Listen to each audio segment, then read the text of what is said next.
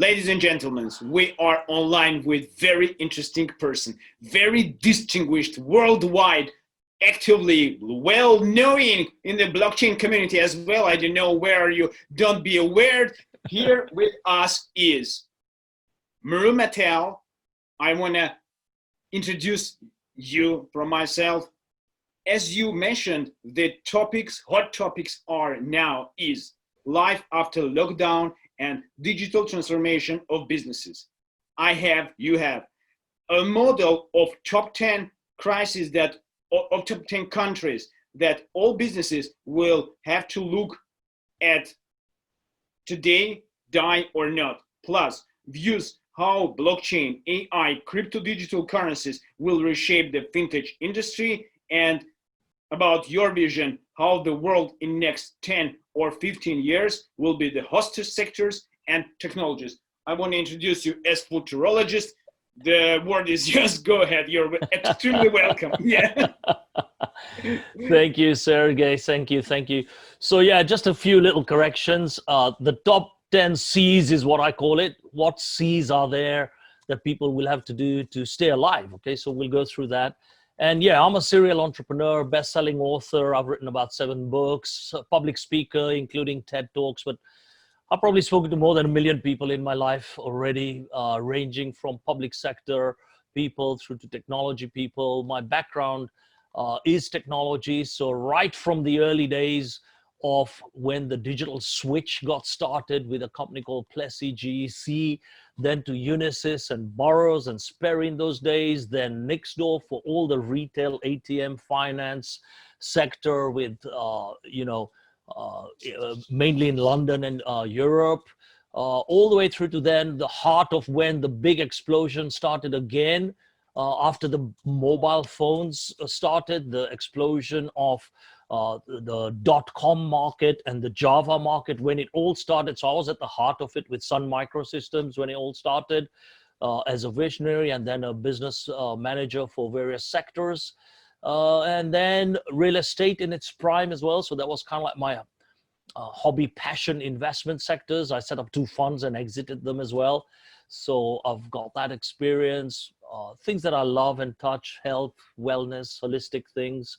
And then last 4 years, the blockchain and the crypto space since the crisis. So that's the breadth and depth of my, not knowledge, but real experience as well as knowledge, right?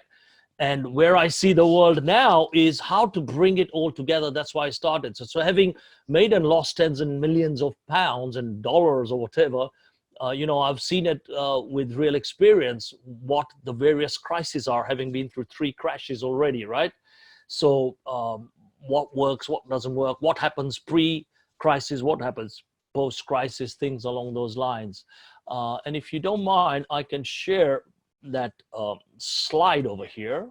I like this quote, what counts in life is not mere facts that we've lived. It is what the difference we make and live lives of others that will determine the significance of the life we lead. I like this because COVID-19 really puts this now in perspective, that people have realized that the value of being locked down around the world, there are other things that we've neglected. And I think it was a blessing in disguise, as we were talking before we started this, that, people are now appreciating the smaller things of life, like friends, family, nature, respect for other people, collaborations, and all these things like live digital conferences like what we're doing, things along those lines. People are appreciating how to do this. And my thing is, between 10 and 20% of my time, I always give and share without expecting something back. That's the trick in my happiness model, So when you give and share things to help other people and in other people's lives, like Nelson Mandela, so I can really resonate with him. And I can also resonate with Steve Jobs, who I've met as well during the .com days. And, you need to be crazy these days, because if you're not going to be crazy and you can't change anything, you will die now. So this is even more true than ever before. And the way I look at it is, the world is now at a reset mode. So what I mean by that is a lot of people when I was there in the 90s, And we were talking about the .com, and the network is the computer was our mantra, right? Meaning you only need a network, and you could be anywhere in the world as long as you have a mobile phone. In those days, we used to call it a Java phone, which had just started, and any form of a thin client, we called it, a dumb device, which is now all the things we see: smartphones, tablets, and hard disk less machines. So we used to call that the client. And what's happened with the COVID-19 now is people have realized they don't need a lot of the products, services that they've been so dependent on. More importantly, even the businesses have realized if they don't adhere to some form of major disruptive change, they will die. And the classic examples are the hospitality, airlines industry, plus the bricks and mortar types of businesses and stores that are on most high streets. I see 50% of those, if they don't change their model, they will die. 3 years ago, when I was on stage in California as well, we were talking about the future of tokens, the future of blockchain, future of asset-backed tokens. People are saying, what asset-backed tokens are you talking about? It's ICOs these days. Otherwise, there is no game. What are you on about? Because my real estate experience and businesses came to say that, why would I invest in something I can't look, feel, and touch with? And that's why I never believed that model. And I predicted, look, 50% of all retail banks and retail stores and all that we see will die if they don't change, if they don't adopt digital currency, if they don't adopt some form of blockchain, and if they don't go online with a major disruptive ecosystem to serve the client to their needs, then again, they will die, okay? And in that information explosion, people now are just one click away. You could say, I need to shop for my groceries through to, even flowers or presents or gifts or shoes. I mean, I bought a Mercedes S-Class in the 1990s. You can imagine, online, just to show people that, look, this .com thing is real, So, just giving you some examples. So that's the reset. People are now saying, shit, yeah, 20 something years ago, people were talking about it. Now, because of the COVID-19, people are saying, we have to buy it this way, otherwise it's not normal. So that's where I see it happening. And on the downside, I see the society with a lot of issues with, all the world peace, and you see all the problems just now going on with all the problems which are related with the American incidences about the shooting. So people are now, because information is so much at hand, people are realizing what's happening much faster than the olden days. So what's really happening now is, with that information across all sectors, people will get a better lifestyle and a better work-life balance, because why do you have to work 9 to 5 in an office? That's how people are now thinking, right? There are some major problems and solutions to overcome this, in my view, okay? So whilst most countries are in this lockdown, and governments are just printing money like it's going out of fashion without realizing at the end of the day, someone has to pay. And it's usually the taxpayer or some form of, how do I call it? A system where deflation sets in and the currencies get deflated, and it's debt on top of debt on top of debt, and it's a bubble about to burst, or there's going to be another huge, forget crisis, it could be depression territory if things are not sorted out properly. And the people who get affected the most in this problem are the small entrepreneurs, the medium-sized entrepreneurs, the startups, the small mom and pop shops, and these kind of people who will find it very difficult. Recent graduates from universities won't be able to find a job very easily. Unemployment will just start going up. We've already seen, tens of millions of people followed, in jobs around the world. So this is just the start. And what we need to make sure that if people don't reskill themselves and don't look at a different way, then this will happen. Let me get a better slide for this one, because this one is not visible. Yeah. So what I'm talking about here is this fast pace of change. in the early days, it used to take a long time to implement anything. Nowadays, people are into just in time based technology development. So if you can't deliver something fast, how did the MVPs develop? These days people do a white paper, do an MVP, and raise tens of millions. So this speed of execution is very key nowadays. So don't go for 100%, go for 80%, but at least move. And again, this is kind of like my history since I would say the Gen X level. So I've been past the Sperry Univac days. I worked for that company. I worked for the Compacts and a little bit of work with the Apple guys. And then my core was in that 2000 where the development of the internet, the .com and the Java and the smartphones really started, okay? And that's where we saw the World Wide Web starting, which took almost 20 odd years to establish, if you think about it now, right? And that's the time when we said, where the world is going to go, because we used to have data centers where people thought, how do we scale this? And I remember the talks with eBays and Amazons of the world saying, how do we mirror our data centers so we are never offline? So when people say cryptography is new, no, it's not new. It's been there for a very long time. So just go and look up that. And by the way, I'm getting a book out very soon, so you can read about all of that stuff without taking too much time here. And even in those days, we were looking at quantum computing, and now it's quantum and nano-based computing. And people want to get to a position where, in the day we were trying to challenge, you being Russian, the famous chess playing competitions using computers, right? But nowadays it is possible, right, Sergey? Right? Yeah, for sure. I want to mention that you are talking that people don't have enough time to create someone new. They don't have enough time. They haven't tools, because now every kind of tools around us. That's why now any kind of creation go much more faster. I don't know what's be going on with artificial intelligence when our mind will somehow be transformed into logistic. That's why I don't want to interrupt it. No problem. No problem. It's very interesting because now. Yeah, so let me tell you where I think it's going. Okay, so that's where we are now, 2020. Okay. Yeah. So we've just gone past the nano chip and this generation Z, Gen Z, as the Americans say it. Okay. So we've got almost a momentum happening now where nano chips, and you can get 0.5 terabyte, 1 terabyte onto a very, very small chip these days in storage. Forget about all this 16 core and 32 core types of chip technology that's happening now.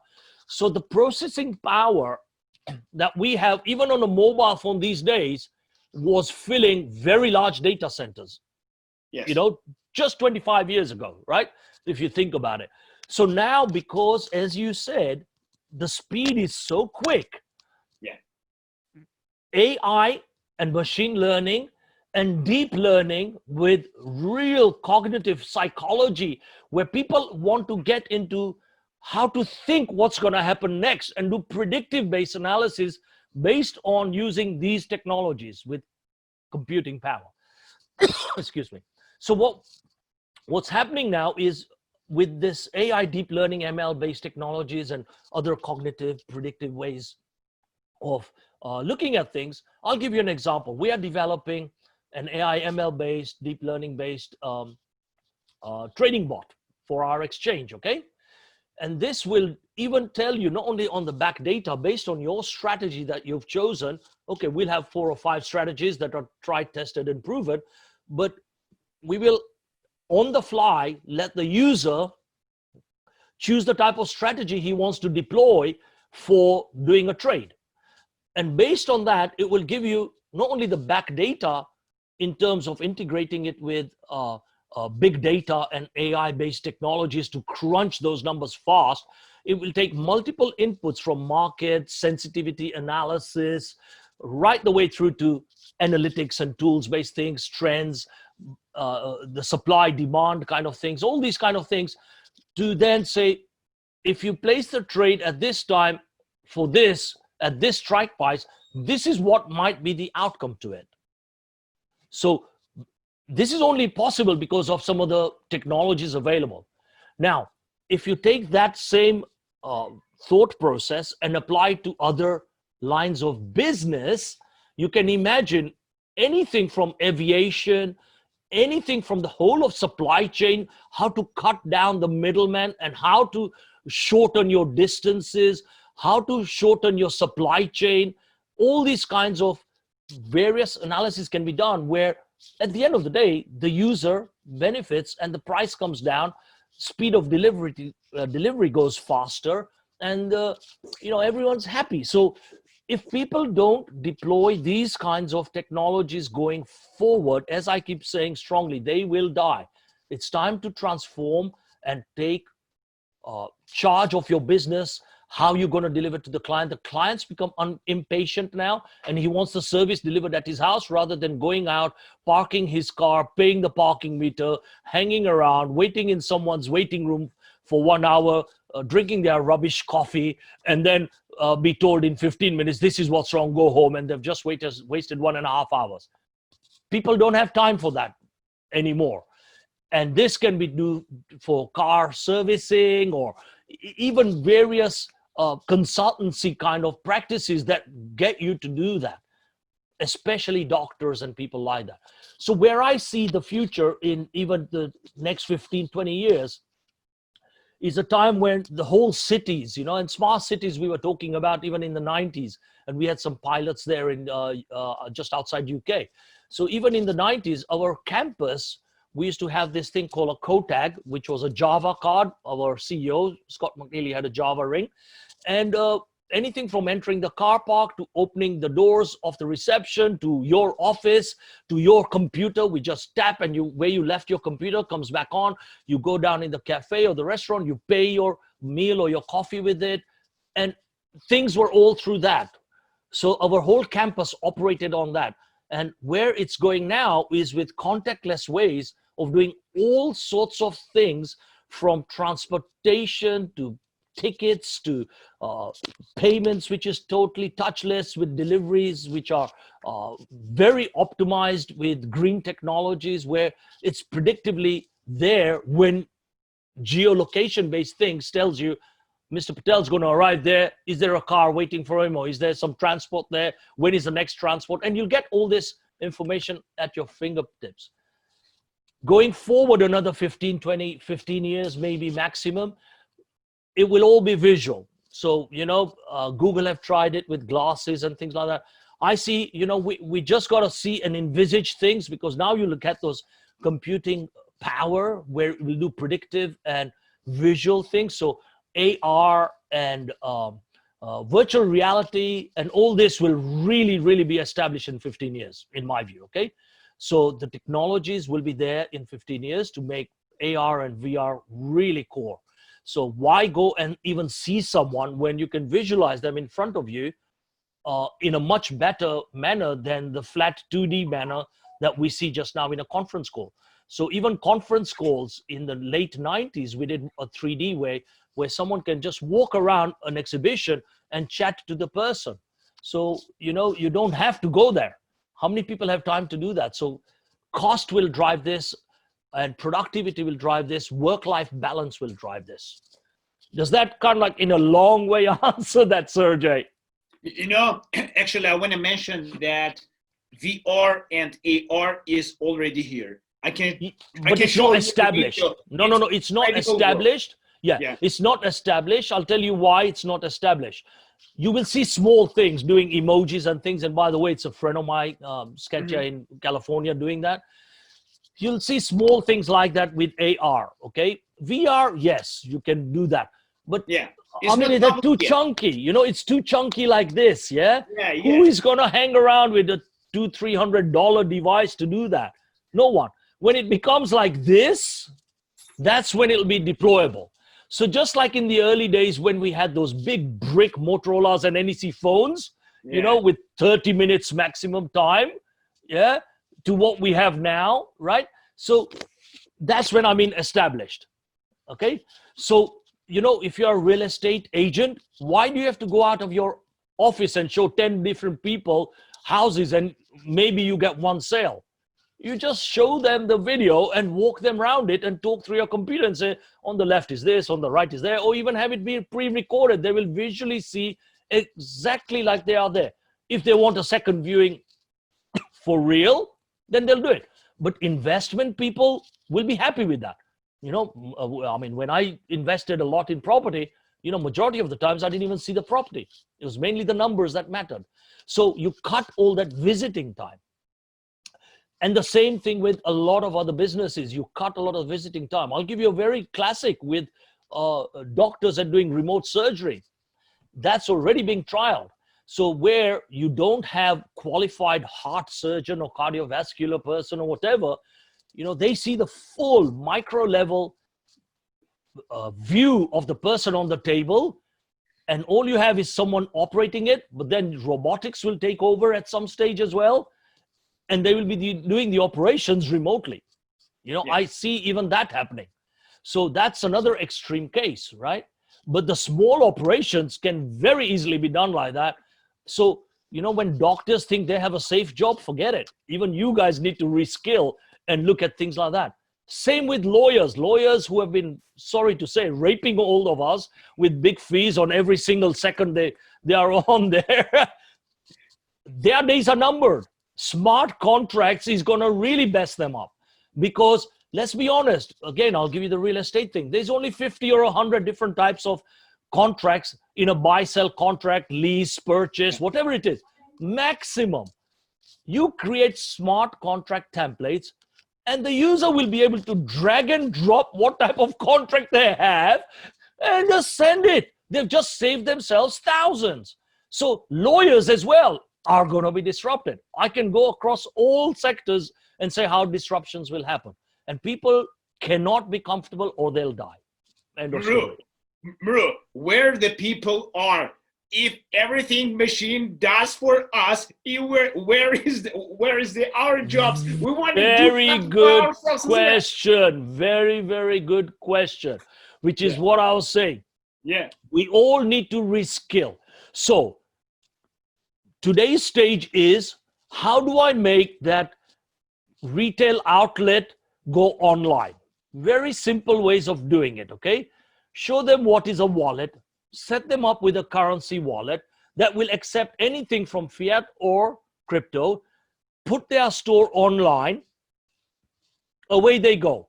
Hook them up with a delivery provider, Deliveroo, Uber Eats if they're in the restaurant business, but Deliveroo do other things. But there's the standard TNT, UPS, and there'll be lots of new players coming in the delivery market. Believe me. Just in one word, evangelize the technologies to each other for being understandable and usable here and now, because it already exists. It already exists. All exists. So help them. And this is what we're doing on the Let's Beat Coronavirus thing, where we're helping people and doing a challenge. So what we say is, if I help you, you help 2 other people to do that. Just as a help thing. So if I've helped someone transition their business into a digital online business, they have to help 2 other people do something. And that's the only way you'll multiply. Otherwise, everyone else dies, and you have to build an ecosystem. The biggest thing us humans have a problem with is we think everyone's a competitor. In this world, if you do not collaborate, you will not survive. You have no way to, no survival. You're completely right. Because you cannot do everything. I have a computing degree with 30 years in IT, and believe me, I don't know even 5% of what's happening in technology, all right? Because it moves so fast, right? It is very, very, very fast-paced, yeah? And so people now, they need to reskill of different things. So what you are doing just now, if I was a doctor, dentist, whatever it is, why can't I be doing video training courses for the new up-and-coming apprentices or students and earn a revenue stream that way as well? Don't think you have to be on top of a table all the time drilling people's mouths. There's different ways of earning money, right? Yeah. And over there, you're only doing 1 person at a time. This, you can have a video training thousands of people if you want, wherever you want, right? or Yeah. showing people basic things of even hygiene and all that. I mean, this is a doctor friend of mine. I told them to already implement that, right? And then link it up with their social media channels and all of that, and away you go. Write books on it, write content on it. People have got to think different ways of doing revenue. If you are someone, a classic thing, the restaurant business, majority have now woken up and realized that they've got to do deliveries, but they need to go a step further. They need to start doing reward programs. They need to start doing various fast services based things. They need to start thinking, how do they keep the customer and the loyalty? Restaurants didn't care about loyalty that much in the early days. Now they need to care about loyalty because people have stayed at home and learned how to bloody cook. And they know that they're paying 5 times the price than what the ingredients cost. So now they're going to justify themselves even more, right? So mark my words, I'd say more than 50% of the restaurants we know today, in the next 6 months, they will change their menus. Yeah. Yeah. They will change their menus because the standard way of doing that menu and serving people, people will not be able to justify going out and doing that and saying, what $200 bill for 2 people to eat? And what did I get? Just a fancy bit of fish and a couple of prawns or something like that. So people will demand different things from even restaurants. Mru, let me a little bit argue with you, because when you are going to the restaurant, you are enjoy environment. You enjoy all this interesting place. Correct. You don't just go for have and eat. You just don't go for a meal. That's why. How do we do that digitalized? What's your opinion? Here's my vision for that as well. Okay. Wow. So where I see the top end restaurants, what they are going to be doing. So if you are a $200, $300 ticket person type of restaurant and you want to scale, here's my vision for those guys. Hire trainees just to serve. Okay, so your delivery guy have a specialized delivery service person, so they can order it, but you create the environment on their doorstep when you deliver it. Does it make sense? So what happens is, the guy comes to your doorstep. He says, where's your table? He lays the table, cutlery, everything, stays there for 1 hour and leaves. Serves them all the different courses, warms it up and things like that for that classic, fine dining cuisine experience, but on their doorstep. So a lot of them will start doing that sort of thing as well, because people don't have time again to go out and that. Okay, there will be a portion of people who are fed up because, we are fed up staying at home and not doing that, right? There will be that. But you will soon find people, vast majority of people have enjoyed the comfort and the benefit of having what I call me time, personal time. Mm-hmm. And doing what you have to do and not being a suit and a tie all day long, right? So people will get to that. So the other ambience thing that you asked, how do you give them that experience, is and another thing, I was talking to a friend of mine in a restaurant business, is I say, how do you create a virtual restaurant? Do you know what I mean? As an app. I think the best way, yes, to put on that. That's what I mean. That's exactly what I mean. So virtual, he liked it. I mean, whether he does something with it or not is another story. But I said, how do you create a virtual restaurant May I show you something? Experience? May I show you something? Yeah, just please, because it's the right place to do how that environment could be nowadays. And then we're going to discuss it. Just Go for it. I share your screen, please, because I have very good video. Go for it. It's very interesting. Look how it's going to be looks like. Maybe very good.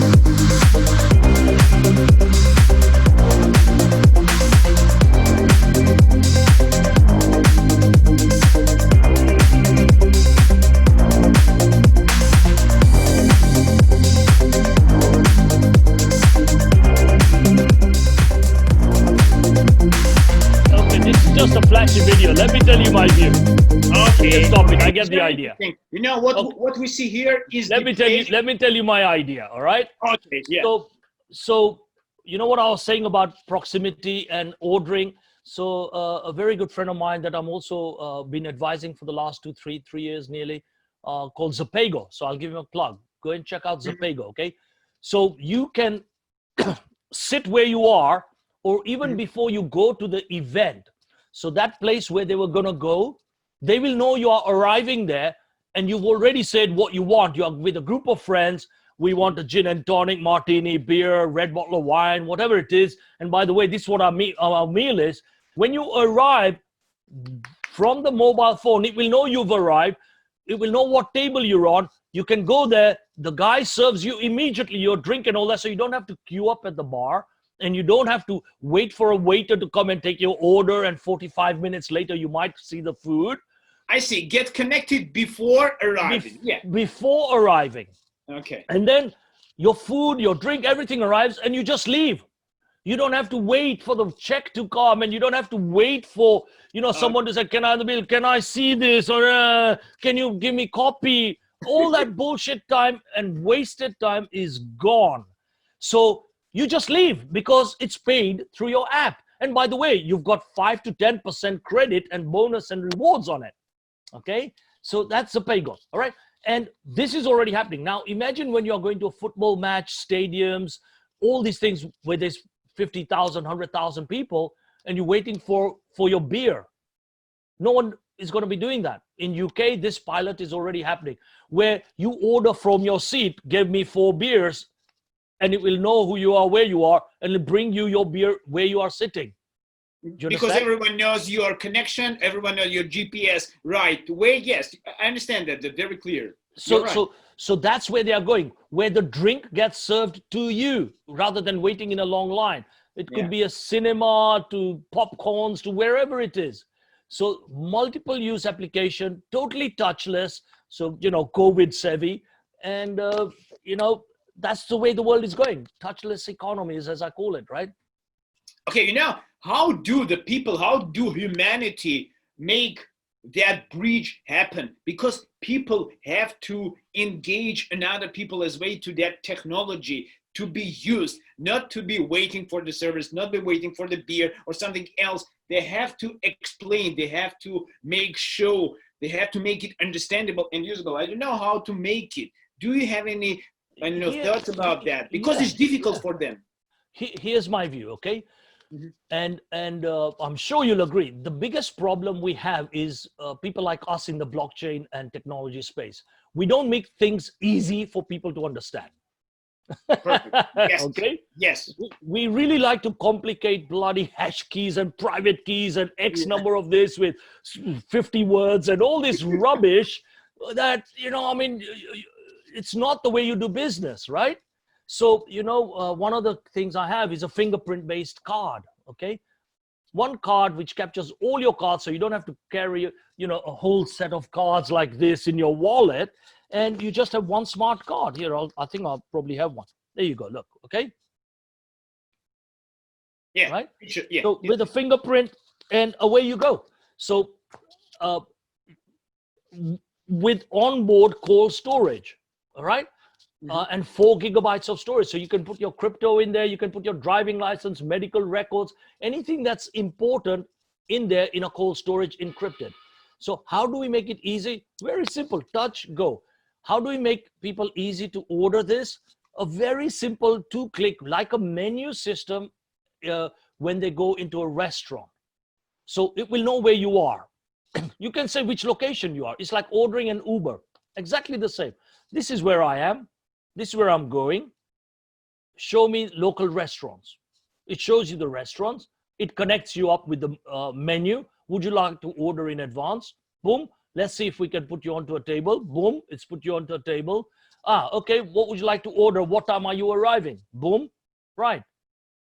What I see in comments, it's not so easy to do. It's very complicated, and it needs huge amount of programmers, huge amount of smart people. So coming back to your question, the users, the people who are going to be using the system, you have to make it easy. So technologists, let them do the technologist thing, but we have to have users like simple, make it simple for the users.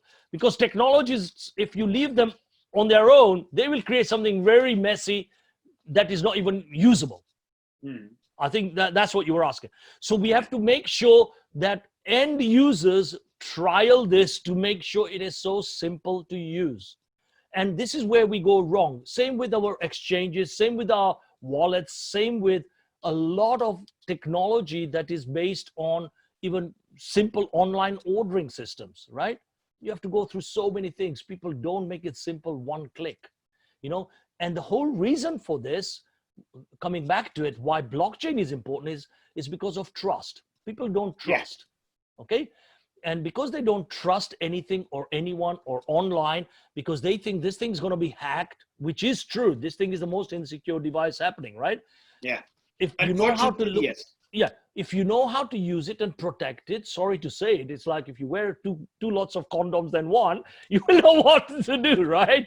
Sorry to say it like that. So you need to teach people what to do and how to do it, right? And you know what I see, the big thing which is already happened now, finally humanity goes to the education online. Finally, correct. Because of lockdown, and all of them are correct. Here. They are already get engaged. Yeah. Correct. You know, in the 1990s, we created an e-learning, distant learning, we used to call it in those days. Yeah. And it was based on DVDs. Yes. Okay, so we had DVD-based distant learning courses. And we did it as a trial for some local authorities in UK. 20 odd years ago. This is when .com started. Yeah. So we were already doing it. So a lot of the things that's happening now, I'm saying nothing's new. The thing is, nothing is new. Only the technology has changed, the speed has changed, the volume has changed, the accessibility has changed, the client user base has changed, and these are the things that have changed, to name just a few, right? But if we make it simple, you know, people have got to think, make it simple and deploy it in scale and advertise the hell out. So where people have lost jobs, coming back to your original questions, they should look at what's going to take off. Marketing, advertising, digital inputs, hosting remote seminars, webinars. There's a way to monetize that. You know, if you're a top chef or a top mechanic or top whatever, you have a certain skill, knowledge, experience, etc. You have to share. So you've got to find alternative ways to share it and help people do it. You can do remote cooking classes through Zoom. You can do so many different things. You just got to adopt using technologies into your business. That's all. Yeah, sure. Mru, I think I have to let you continue your introduction via your presentation as well, because very interesting pictures there. Yes. Just share it with us and continue, or it's already no, I mean, I could carry on. We can do less pictures and talk if you want. So the other thing, I think where the world is going to now as well, in our crypto and all that space, you know, the big disruptors in blockchain are and I've been in these. So real estate, you know, if you think about it, it's $250 trillion market. Okay. It's one of the biggest markets in the world. I think for the beginning, we have to talk about CDBC. We have to talk about... I will come into all that, okay? I'll tell you why it will work, okay? Let me build that up to say why CDBC and all this is important or not, okay? So the big money is spent on real estate, 250 trillion odd. Yeah. If you look at just trading, 7 trillion a day gets trading. Money exchanges hands, which is the Fintech, Swift, Telex, and all these different ways of exchange of money, okay? So exchanges is a big thing. That's why we have 1,000+ exchanges happening around the world, and I lose track how many exchanges open every day, yeah? So even for us, what we are doing is we're trying to make sure that the people who join the Betra community, we share our profits with them.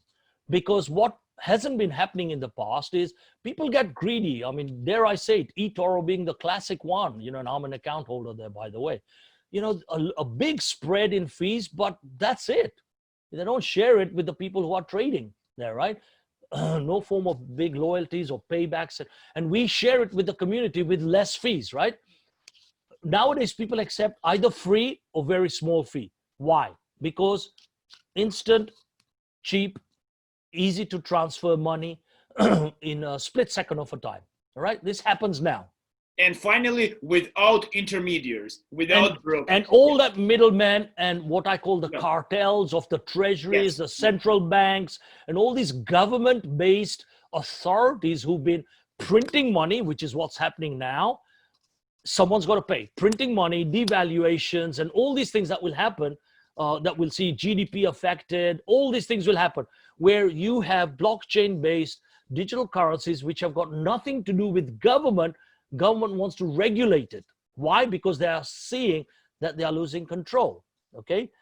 And they are losing control because they've had it too good too long. You know, even SWIFT organization, if you think about it, 7 trillion a day, SWIFT gets a big chunk of that. They are going to be affected with a lot of challenger style international cross-border payment systems who are doing it for microcents, right? Microcents. And it's instant. SWIFT, 2-3 days, someone sits on your money, be it all those intermediaries, as you said, and they're making money on your money, right? And people have got to know this. They are making money on your money. So that's the second big disruptor. Third is all these funds, pension funds, REITs, all these people who so-called manage and wealth manage people, and I will name them out, the Goldman Sachs, JP Morgans, etc., who think crypto and all this is rubbish. Now, you know, even these guys, Jamie, I said it a few times now, they are building it. Goldman, they're building it because their customers are demanding it. Otherwise, their customers will leave and go somewhere else. You think they're going to lose all that billions of money? No, they won't. So they will do it. And they are soon finding that that control from what I call the so many governmental intermediaries and the banking guys and all the authorities and all the regulators and all the other middlemen that are involved in the software and supply to make this infrastructure for a simple thing to send money A to B. All that middleman is cut.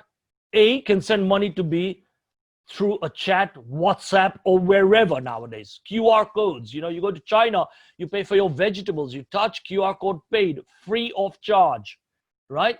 Why are banks and all these people charging so much? And Visas and MasterCards, American Express, all these guys are threatened. So what's happening, in my view, is fintechs have said this is the way we'll operate in a decentralized manner with crypto and digital assets. Governments being lobbied with all these banks and everyone saying, you need to do this or else. It will be out of control. It won't have any value. Your currency will get devalued. So you have all these fights and debates happening, okay? Hence why all the central banking digital currencies are being formed across the world, China, Germany, UK, you name it, America, everyone, India, everyone's looking at it, okay? Why? Because all they're going to do is create a government-based dollar, yuan, rupee, pound, whatever it is, euro.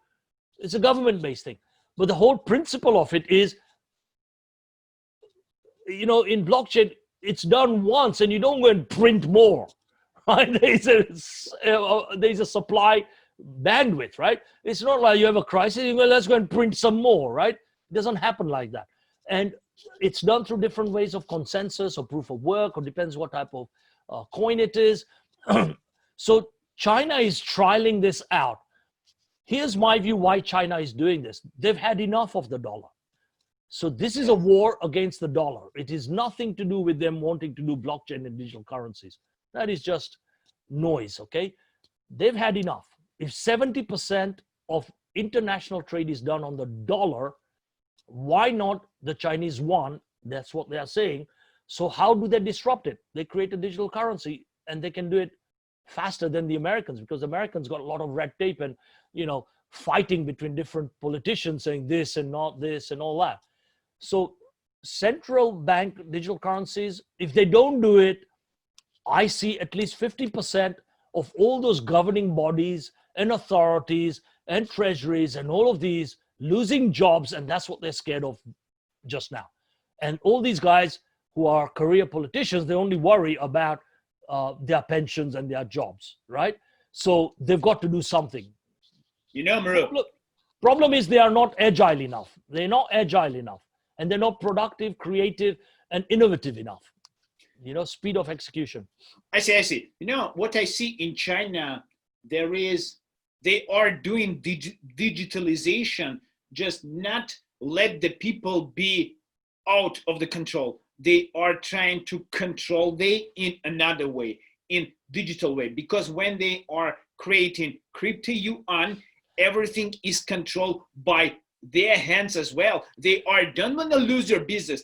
But you are talking about that blockchain has to be as national, without any kind of nationality. It's just going to be for folks, for the crowd. Is just based on the crowd industry, just reliable on the code, on the nothing else, without any kind of intermediaries and regulation. But Chinese do on their own regulation. That's why they bingo off grid of the dollars. What you because it's obvious. It's obvious. No, it's obvious why. And most governments should look at it. I'll tell you why they should. Because, they talk about money laundering and crypto has money laundering and all this. But, it's not even 1,000th of the percent of what money laundering happens with, printed fiat money. If you compare it in relation, it's nothing, right?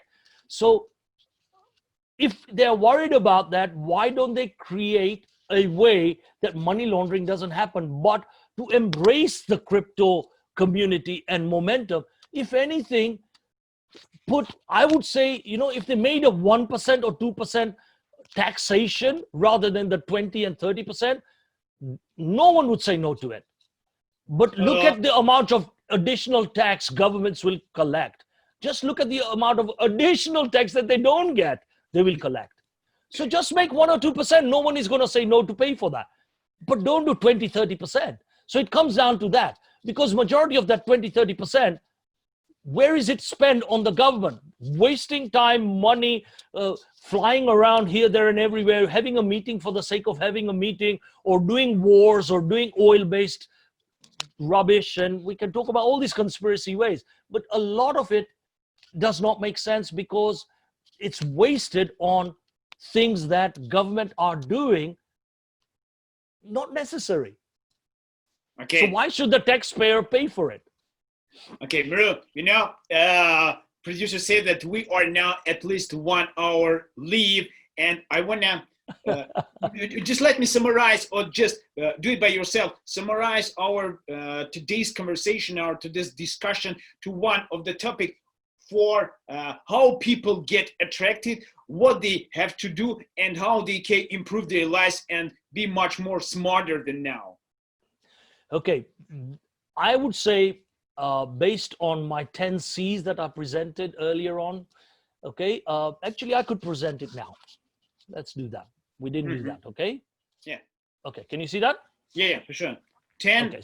So these are my 10 C's. My 10 C's. So first, cash. C stands for cash. Now I get it. You said countries. Anyway, it doesn't matter. I'm sorry. The 10 C's. So it's a good way to remember what are all the C's. So everything starting with the word C. All right? Yeah, I see. Now I got you. Yeah. Because COVID C, I thought, let me choose the word C. Yeah. Anyway, you got to have some fun how people remember things. So the 10 C's post-COVID for survival. First of all, cash is king. What people should do is not waste their cash, okay? Don't waste your cash. And if you're going to invest very, very, very wisely, because in my view, wealth managers are only product salespeople. They don't know anything about wealth, or majority of people don't, because they will only sell you the products and services of their company. Yeah. Okay? You can be a better wealth manager if you become your own bank and wealth manager. Have your own wallet, do the research yourself, and see what is hot and what is not. Sure. Okay? You're no good then anyway. And at least you are then independent away from someone's product and services. You know? Mm-hmm. So cash is king. Manage your cash flow. I would say have a spreadsheet and say, this is all my incomes. This is all my costs. This is what I need rather than want. and let your wants on one side and crunch that number down on the needs. Okay. Once you've done that, then say, how do I use this additional money now to transform myself to new things? So it could be doing digital courses online or whatever, learning about how they can take their, I call it my sexy model, SEKSE. All right. So define your sexy model, SEKSE. Okay. So skills, experience, knowledge, education, and strengths. Okay. So define that for you, and then see with your passion, if money wasn't an object, how would you deploy that in today's market and the future market, like what I was painting, where the vision of the market is going, and then deploy your cash to do that. Okay. And transition, because if you do nothing, again, you will die, because it's very nice to go into comfort zone. So the second C based on that is change. So if you don't change, you will die. You cannot sit there and do nothing. Change everything from your way you eat, live, breathe, do exercise, all the way through to your own personal branding, your business models, end-to-end change it needs. It cannot be just a one piece. It needs an end-to-end change. And this 2 months lockdown hopefully got people thinking along these lines. I certainly have been doing that myself. Third C is cut that middleman. You know what we said, cut that middleman and cut those costs. So for yourself, as well as if it's a business, think of your whole middleman in your own business, how to reach the client. If you're going through many hops before you get to the client, think of ways of bringing your product and service to the client directly as possible. Collaborations is different, but the deliveries. Collaborations, I mean, is someone who's not in your business, who's helping you deliver that service without putting too much cut on top of a cut. Okay. Fourth one is use creative ways to use technologies to create different visions. So we went through that earlier on as well. And, you know, people say, think outside the box. I say, think there is no box. So really, there is really no box, and the sky is not the limit. So just think totally wacky. When someone laughs at your idea, that's the idea I generally like, you know? So when you bounce your idea, I'm thinking of doing this, and people laugh, hey, you're stupid. I said, yep, that's the one I want, because no one's thought of it, right? So think totally different. You know, my say is just look around, go somewhere else and have a look what's going on outside, try to attract it for yourself and use it in your way. I think this is the out of your box, maybe. Yes. Yes. Go to another box, go to another human box. Yeah. Go to another box. Yeah, that's why I said there is no box. So go wherever you want. That's why I said there's no box. Go wherever you want. Yeah. Okay. The next one is your model, control that supply chain, you know. So any form of supply chain that is in between you and your client, shrink it. Next one is make your whole business client centric. Meaning, if you are in the, I don't know, conference and media, let's take your business, okay? So in your business, in the past, you may have done events, hiring a hall, hotels, all that. Yes, you're time-consuming ways. Okay, why? Because you thought that's a good way of doing it. Okay. Yeah. And I always used to tell people, I can't come to speak there. No, another speaking. I'm flying here. I'm flying. Don't worry, we'll pay for your flight. Yeah, but I got to spend half a day going there, half a day coming there. So meaning you are not thinking of me. You're thinking of you. You understand? So now you got to think of me and say, you know what? How can I do my conferences based on this person's time to meet the audience, to deliver them the message? So give him a speech or panel or whatever it is, and distribute that to a lot bigger distribution list than what you would have done for people spending money, where everyone's going to be stopped now, you know, or questioned very hard. That, you know, people say, oh, it's good to have face-to-face networking and building relationships. Yeah, you better justify it very, very hard now, right? Because it's cost not only the flying and hotels and the restaurants and all the other things, it's also the time based for the client and based for the audience to turn up as well.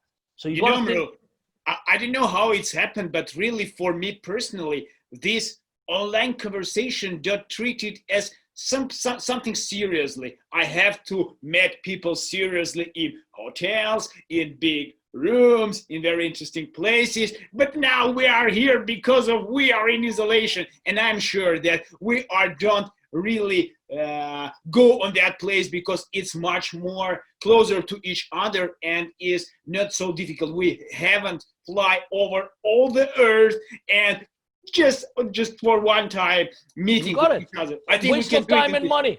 No, yes, but yes. no, but it's nothing new. I used to do this in the 90s Really? and 2000s with Skype and all these other video conferencing rooms. In those days, we used to have video conferencing rooms. So Yeah, and we used to sit in one room with a video camera and a little conferencing speaker in the middle, and someone else in California doing that. We are in London and we're having a meeting. If it's yes, just we for have very 2 good picture hours, with best backgrounds. That's it. And yes, that's it. Yeah, It's all yes. done. It's done. So people will find this now as the new way. For people like me, who've been doing this for 20 odd years anyway, no change. It's only technology's changed a bit, but that's it. But this is how life should be. And, I said to you, 100 flights in 7 months, it's not easy. Yes, running really around one place to so the other, talking, and sometimes your voice goes because of, the air and food and drink and all the rest of it, right? Yeah. Then the next C I say is look at your competition, because competition has changed. Yes. Okay? Competition really has changed. So just because you think you are a doctor and you're a specialist in certain thing doesn't mean they will all come to you. Now, for consultancies, they can go online and get the same information without paying you consultancy fees. Yeah. And this can be a totally different person who's got a web-based, WebMDs and all these people who are already doing it. And now this will improve, because what they'll do is they'll deploy specialist doctors, and soon you'll be able to do VR, AR conversations with these guys. And why does everyone have to move around and visit and sit in waiting rooms and things like that? Okay. Yeah. And what does the doctor do? I don't know what they do in Russia, but I'll tell you, in UK, when you go to the doctor, he's hardly got 5 minutes to talk to you. He'll do, open your mouth, let me take your pulse, let me take your blood pressure. Okay, I think take this and go. Now, clients can do their pulse and blood pressures and all that, even from their apps with smart devices. I mean, why do they need to go? And then they just got to, and they'll be automatically connected. That's where I see automatically connected to doctors and centers who will know whenever there's any fluctuations. The doctor will be telling, hey, by the way, this is not normal. I think now you need to come and see me.